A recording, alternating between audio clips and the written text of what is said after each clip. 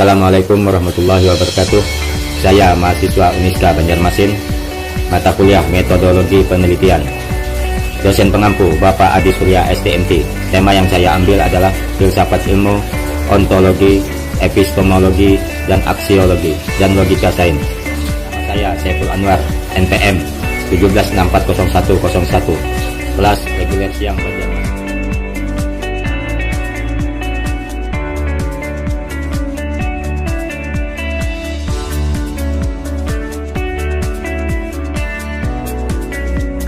Pengertian filsafat keilmuan. Filsafat ilmu adalah cabang filsafat yang mempelajari dan mempertanyakan secara sistematis mengenai hakikat pengetahuan ilmu yang berhubungan dalam masalah-masalah filosofis dan fundamental yang terdapat pada ilmu untuk mencapai pengetahuan yang ilmiah. Intinya, filsafat ilmu adalah filsafat dengan pokok bahasan ilmu sebagai inti dari apa yang dipertanyakan mengenai kebenaran. Masalahnya mudah untuk mengingat dan menjelaskan apa definisi dari filsafat ilmu, namun sulit untuk benar-benar memahami esensi apa yang dipelajari dalam ilmu filsafat ilmu. Pengertian filsafat adalah pemikiran dan kajian menyeluruh terhadap suatu pemikiran, kepercayaan, dan sikap yang mudah dijunjung tinggi kebenarannya melalui pencarian ulang dan analisis konsep dasar untuk menciptakan kebenaran, pertimbangan, dan kebijaksanaan yang lebih baik. Pengertian ilmu adalah kata ilmu berasal dari bahasa Arab, yaitu alima yang berarti pengetahuan. Pemakaian kata ilmu dalam bahasa Indonesia merujuk pada kata science dalam bahasa Inggris. Science sendiri berasal dari bahasa Latin scio, share, yang artinya pengetahuan. Ilmu adalah pengetahuan, namun ada berbagai macam pengetahuan seperti pengetahuan biasa dan pengetahuan ilmu. Pengetahuan biasa adalah pengetahuan keseharian yang kita dapatkan dari berbagai sumber, bebas dan belum tentu benar atau berdasarkan kenyataan. Sementara pengetahuan ilmu adalah pengetahuan yang pasti eksak berdasarkan kenyataan dan terorganisir. Ilmu harus disusun secara sistematis dan berdasarkan metodologi untuk berusaha mencapai suatu kesimpulan atau generalisasi. Ilmu terbagi menjadi 3 kategori pembentukannya, yaitu hipotesis, teori, dalil hukum. Dalam kajian ilmiah untuk membangun ilmu, jika ada faktual yang terkumpul masih belum banyak atau belum cukup, maka peneliti baru membentuk hipotesis. Seperti yang telah dijelaskan di atas, hipotesis adalah dugaan pemikiran berdasarkan sejumlah data terbatas yang belum cukup kuat. Hipotesis akan memberikan arah pada penelitian untuk menghimpun data yang dibutuhkan. Data yang telah dihimpun dan dinilai cukup sebagai hasil penelitian dihadapkan pada hipotesis. Sistematika pembentukan ilmu. Hipotesis. Data aktual belum cukup untuk membuktikan tesis. Tesis atau teori. Data yang dihimpun berdasarkan hipotesis telah cukup dan berhasil memvalidasi atau membuktikan tesis. Dalil. Tesis atau teori mencapai generalisasi atau kesimpulan umum. Hukum. Teori dapat memastikan hubungan sebab akibat yang serba tetap di mana saja. Kemudian pengetahuan. Pengetahuan berasal dari bahasa Inggris, yaitu knowledge dalam Encyclopedia of Philosophy. Definisi pengetahuan adalah kepercayaan yang benar. Sementara secara terminologi akan dikemukakan salah satu pendapat ahli mengenai definisi tentang pengetahuan di bawah ini. Pengetahuan adalah apa yang diketahui atau hasil pekerjaan tahu. Pekerjaan tahu tersebut adalah hasil dari kenal, sadar, insaf, mengerti, dan pandai. Pengetahuan itu adalah semua milik atau isi pikiran. Dengan demikian, pengetahuan merupakan hasil proses dari usaha manusia untuk tahu. Pengetahuan adalah suatu proses kehidupan yang diketahui manusia secara langsung dari kesadaran sendiri. Orang pragmatis, terutama John Dewey, tidak membedakan pengetahuan dengan kebenaran, antara knowledge dengan truth. Jadi menurut Dewey, pengetahuan itu harus benar. Kalau tidak benar, maka hal tersebut bukanlah pengetahuan. Pengetahuan beranjak dari pengetahuan adalah kebenaran dan kebenaran pengetahuan, maka di dalam kehidupan manusia dapat memiliki pengetahuan dan kebenaran. Burhanuddin Salam mengemukakan bahwa pengetahuan yang dimiliki manusia ada 4, yaitu 1. Pengetahuan biasa, yakni pengetahuan yang dalam filsafat dikatakan dengan istilah common sense atau nalar wajar, sesuatu yang masuk akal. Terkadang disebut sebagai good sense pula, yang berarti pengetahuan yang diterima secara baik. Contohnya, semua orang yang menyebutnya sesuatu itu merah karena itu memang merah, benda itu panas karena memang merasakan panas, dan sebagainya. Terkadang terdapat beberapa pengetahuan biasa yang sebetulnya kurang tepat sehingga tidak benar, namun sudah diterima apa adanya oleh masyarakat. 2. Pengetahuan ilmu merupakan ilmu sebagai terjemahan dari sains yang pada prinsipnya adalah usaha untuk mengorganisasikan, mensistemasikan common sense, suatu pengetahuan yang berasal dari pengalaman dan pengamatan dalam kehidupan sehari-hari atau dugaan lain yang belum dibuktikan, untuk kemudian dilanjutkan dengan suatu pemikiran secara cermat dan teliti menggunakan berbagai metode. Pengetahuan filsafat, yaitu pengetahuan yang diperoleh dari pemikiran yang kontemplatif dan spekulatif. Pengetahuan filsafat menekankan pada universalitas kedalaman kajian mengenai ilmu hanya pada satu bidang pengetahuan yang mengerucut, sementara filsafat membahas hal yang lebih luas namun tetap mendalam. Filsafat biasanya memberikan pengetahuan reflektif dan kritis, sehingga ilmu yang tadinya kaku dan cenderung tertutup dilonggarkan kembali untuk menerima perubahan yang dianggap lebih positif. 4. Pengetahuan agama merupakan pengetahuan yang hanya diperoleh dari Tuhan lewat para utusannya. Pengetahuan agama bersifat mutlak, absolut, dan wajib diyakini oleh para penganutnya tanpa bukti empiris sekalipun. Ilmu dan pengetahuan, dari berbagai uraian di atas tampak timbul kerancuan antara pengertian pengetahuan dan ilmu. Kedua kata tersebut sering dianggap memiliki persamaan arti. Dalam Kamus Besar Bahasa Indonesia, ilmu disamakan artinya dengan pengetahuan. Hal itu diperumit dengan fenomena ilmu dan pengetahuan terkadang disatukan menjadi kata majemuk, ilmu pengetahuan. Hal tersebut sering kita jumpai dalam berbagai karangan yang membicarakan tentang ilmu pengetahuan. Namun jika kedua kata ini berdiri sendiri dan tampak perbedaan antara keduanya, dari asal katanya dapat diketahui bahwa pengetahuan diambil dari bahasa Inggris yaitu knowledge, sementara ilmu diambil dari kata science dan peralihan dari bahasa Arab alimah. Untuk memperjelas pemahaman kita juga harus mampu membedakan antara pengetahuan yang sifatnya prailmiah dan pengetahuan ilmiah. Pengetahuan prailmiah adalah pengetahuan yang belum memenuhi syarat-syarat ilmiah pada umumnya, seperti 1. Harus memiliki objek tertentu, objek normal dan material. 2. Harus konsisten. 3. Memiliki metode tertentu. 4. Sifat umum. Pengertian filsafat ilmu menurut para ahli. Imaun 2001 merangkum beberapa pengertian filsafat ilmu menurut beberapa ahli. Pendapat-pendapat para ahli tersebut adalah Robert Ackerman. Filsafat ilmu dalam satu sisi adalah suatu tinjauan kritis mengenai pendapat-pendapat ilmiah dewasa ini melalui perbandingan terhadap kriteria-kriteria yang dikembangkan dari pendapat-pendapat tertentu. Tetapi filsafat ilmu juga jelas bukan suatu kemandirian cabang ilmu dari praktek ilmiah secara aktual. Menurut Lewis Whitebeck, Beck berpendapat bahwa filsafat ilmu membahas dan mengevaluasi metode-metode pemikiran ilmiah serta upaya untuk mencoba menemukan ilmu dan pentingnya upaya ilmiah ilmu secara keseluruhan. Menurut Cornelius Benjamin, filsafat ilmu adalah cabang pengetahuan filsafat yang merupakan telaah sistematis mengenai ilmu, khususnya metode, konsep, dan peranggapannya, serta letakkan dalam kerangka umum cabang-cabang pengetahuan intelektual. Michael Fiberi berpendapat bahwa filsafat ilmu merupakan penelaahan tentang logika inherent dari teori-teori ilmiah dan hubungan-hubungan antara percobaan dan teori, yaitu metode ilmiah. Peter Charles mengemukakan bahwa filsafat ilmu adalah salah satu bagian filsafat yang mencoba berupaya dan melakukan pencarian terhadap ilmu. Cassius and Pope 28 berpendapat bahwa filsafat ilmu adalah filsafat yang berhubungan dengan masalah filosofis dan fundamental yang terdapat di dalam ilmu.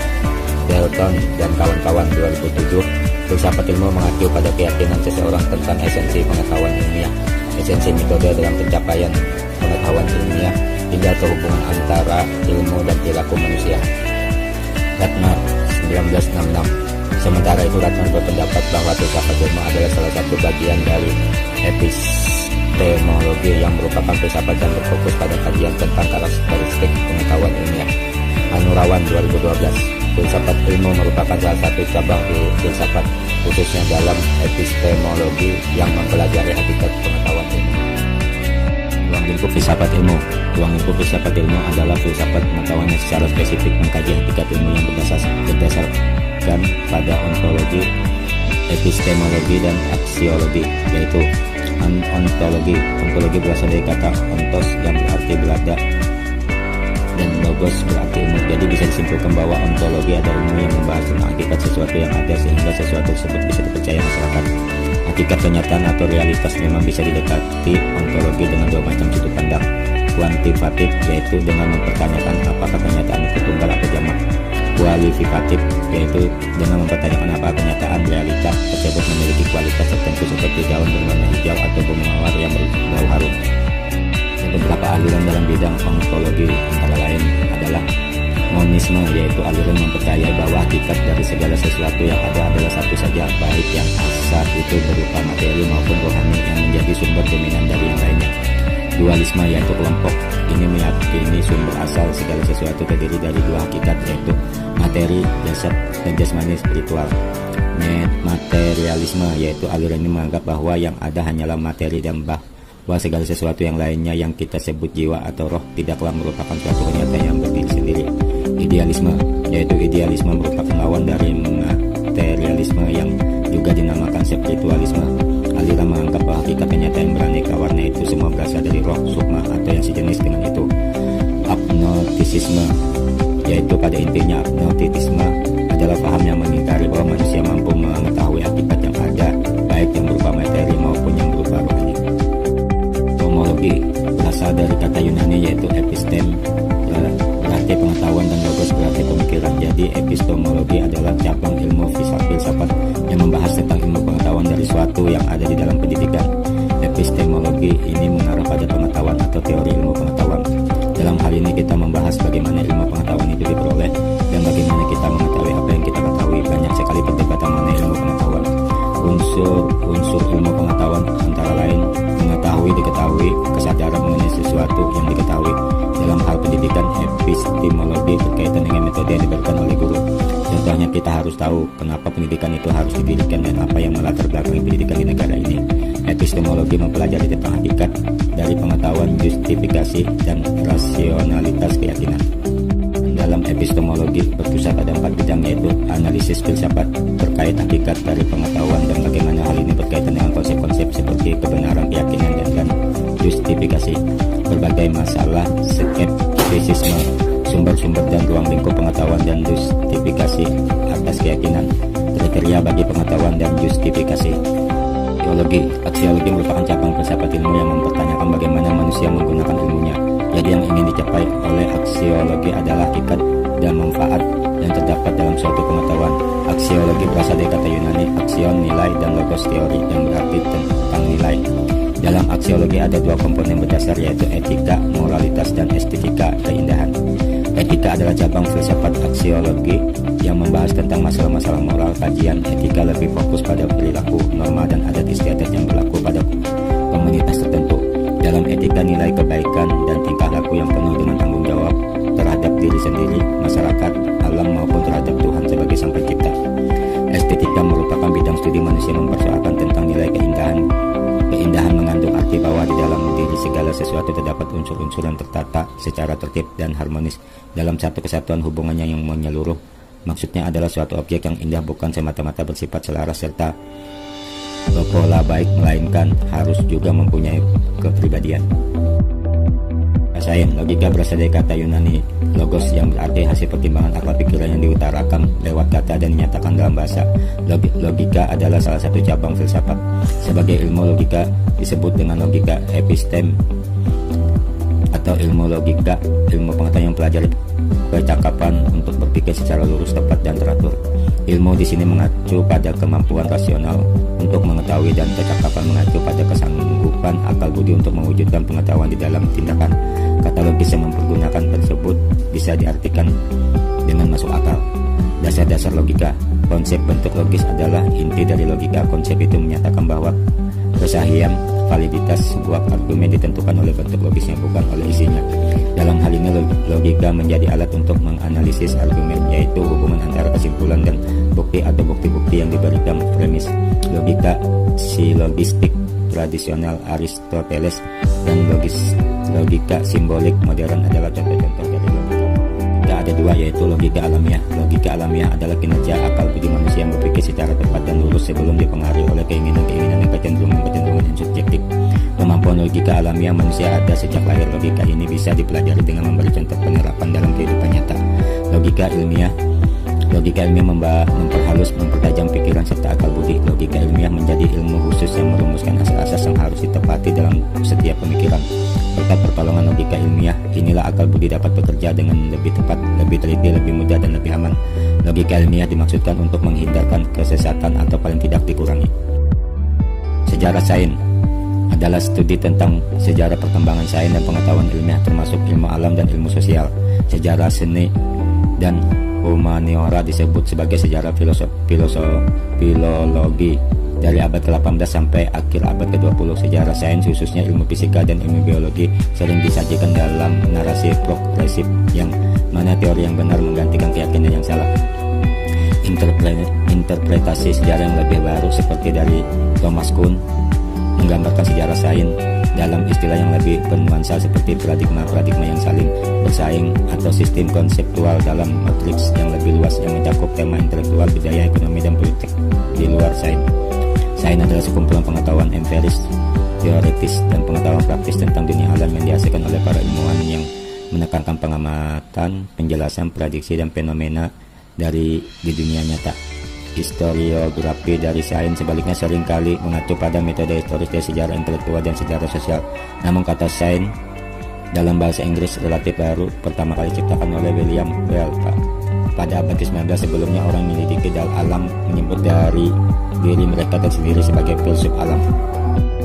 Sementara investigasi empiris dari dunia alam telah diuraikan sejak era klasik, misalnya oleh Thales, Aristoteles, dan lain-lain, dan metode ilmiah telah digunakan sejak abad pertengahan, misalnya oleh Ibnu Al-Haytham dan Roger Bacon.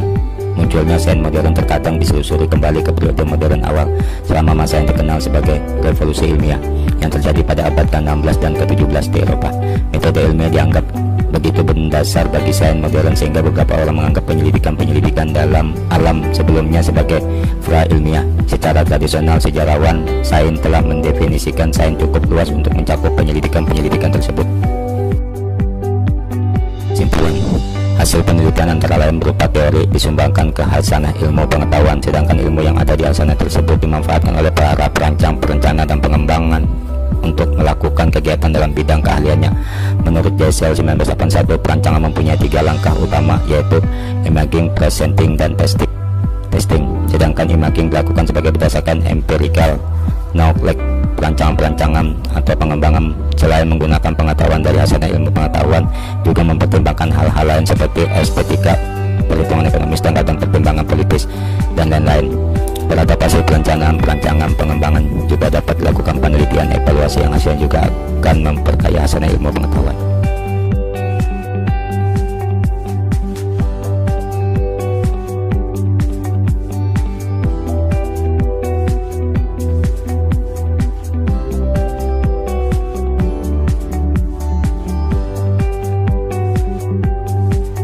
Demikian video yang saya bawakan. Salah kata mohon maaf. Wassalamualaikum warahmatullahi wabarakatuh.